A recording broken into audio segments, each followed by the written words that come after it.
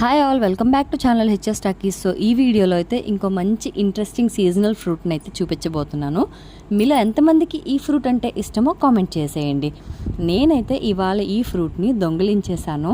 అంటే దొంగలించడం అంటే ఎవరు లేకుండా దొంగలించడం కాదు. ఆ చెట్టు తాలూకు వాళ్ళు లేకపోతే వాళ్ళ రిలేషన్స్ ఉంటే వాళ్ళని అడిగి తీసుకున్నాను. ఇక్కడ మీకు ఏమర్థమైంది? మరి ఏదైనా వాళ్ళు లేకపోతే వాళ్ళని అడగకుండా తీస్తే అది దొంగతనమే కదా, అందుకే దొంగతనం అని చెప్పానమాట.